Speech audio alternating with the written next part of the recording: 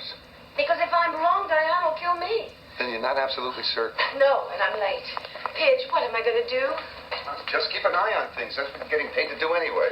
Oh, what if something happens? Don't let it.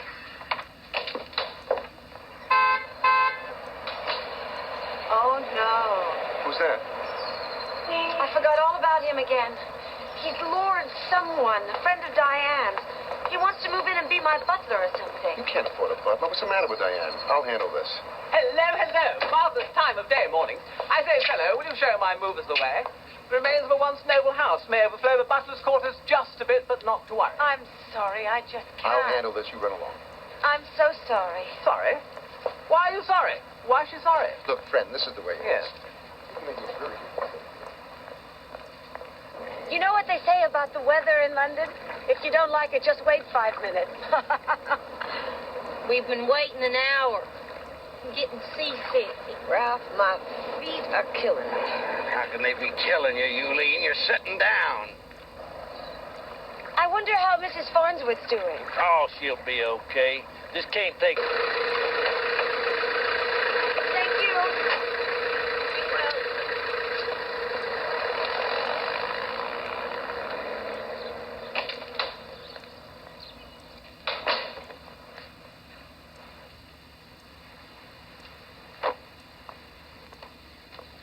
Oh, Maggie, we're having a bit of a problem with the heat. There isn't any. Mother, wonderful hair. Better. She seemed out of place in the butler's quarters. Your lordship. Oh, please, call me Jeremy. Jeremy, I can't afford a butler. Oh, neither can I. Isn't it absolutely humiliating? Where's Pidge? Oh, I sent him out for groceries. Rather overbearing, that one. Needs a good talking to. Now, this did overflow my one room, as I rather feared it would, but it's such a comfort, you know, to have one's things about one. I do hope you don't mind. Oh, they're wonderful. Oh, careful. It's 17th century. French science. So, of course, one can't sit on it. Actually, all this old stuff's like that. Rather inconvenient, but of course one does get used to it. Oh, Jeremy, I'm afraid we have a misunderstanding here.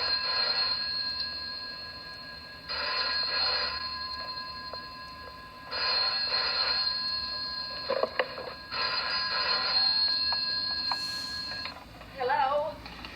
Oh, Diane. Oh, I'm so glad you called. Yes. No, I'm following the itinerary by the numbers. There's just, a couple of things you didn't cover.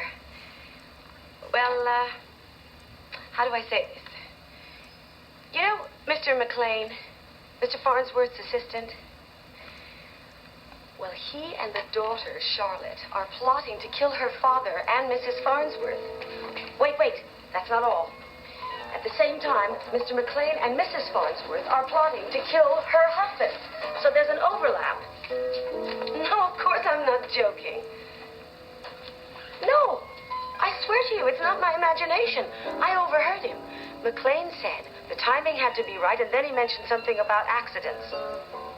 Well, no, he didn't exactly say when or how. Well, no, he didn't precisely say the word murder, but...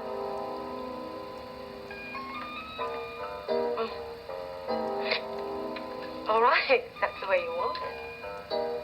I'm at home. They're at the hotel changing for dinner. No. You're the boss. Except for Mr. Farnsworth. The rest of them are all so hateful I wouldn't care what happened to them if they weren't your clients. But if you want me to stay out of it, I will. Yes, you too. Bye-bye.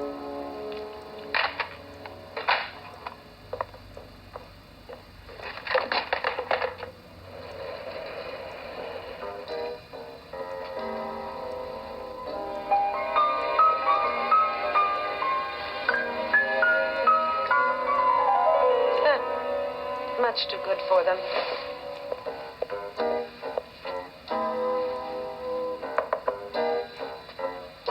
Mrs. Farnsworth, your Rolls-Royce limousine has arrived. You ain't here, Maggie. Thank you.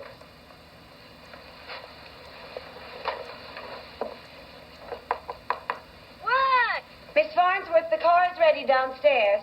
Well, I'm not. We'll wait for you.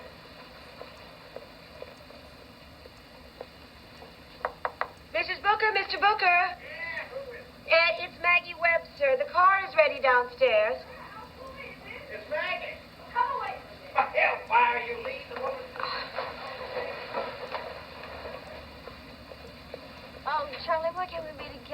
don't want to go out again.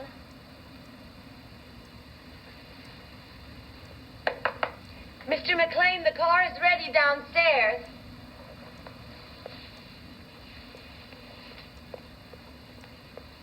Here we are, folks, the London Dungeon, the first of many. Maggie, honey, let's saddle up. Get on in there. Oh, it's all right, Eugene. It's only a waxwork. Isn't that so? Well, now, where does everyone go? Eugene? Oh. Where is everyone? Eugene? Eugene? Here you go, boss. Get out there.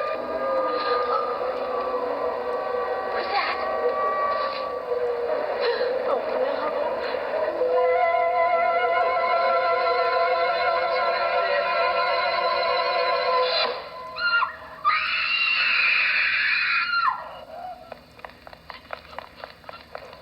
What happened? That air almost killed us. What the hell happened? Boss, I'm sorry. I tripped.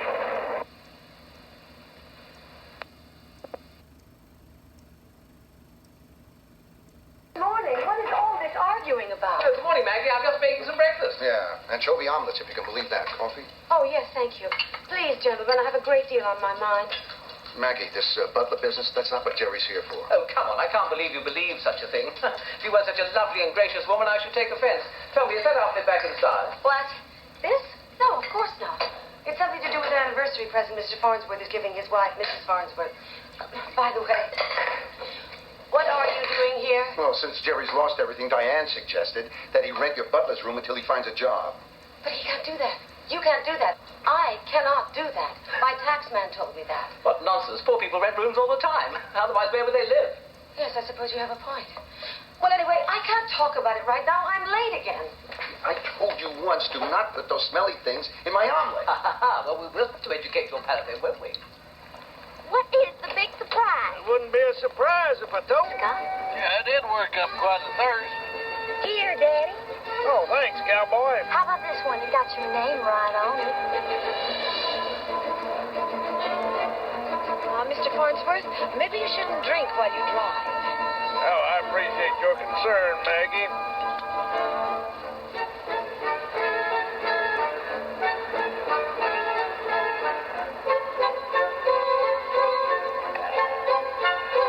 Boy, that hit the spot. Chicken, Miss Farnsworth? Just like you like it. Thank you. Dig in, kiddo. Ma'am? No, thank you. I'm not that hungry.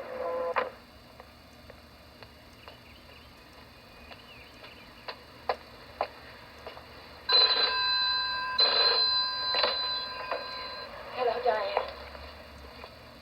I don't believe it. I give you a job. I ask you to take good care of my clients, and you start inventing conspiracies. I ask you to keep out of it.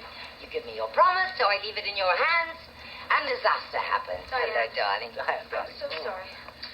Mom. Please, Diane, it wasn't that simple. Oh, no? Then tell me, how could an accident like that happen? It wasn't an accident. Oh, spare me your vivid imagination. Please, Diane, listen to me. McLean was plotting with both the daughter and the stepmother to murder either the father or the father and the stepmother, depending upon who won, which was obviously the daughter, which means that the father is the next accident waiting to happen. This is unbelievable. I know. McLean and Charlotte murdered Elise Farnsworth, and they're going to get away with it unless we do something. Maggie, you need help. I think so, too. So I thought I'd go to the police, and I'd tell them what I overheard at the pub and on the boat and what happened in the dungeon. Maggie, listen, you've been through an ordeal. You're tired. You're very tired. Now, Farnsworth and the others are leaving this afternoon. I thought perhaps you could see them off, but under the circumstances, I'll send Flintwell.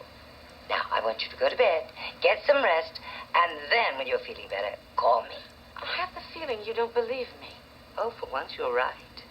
The police call this an accident. I must agree with them. Well, I don't have to.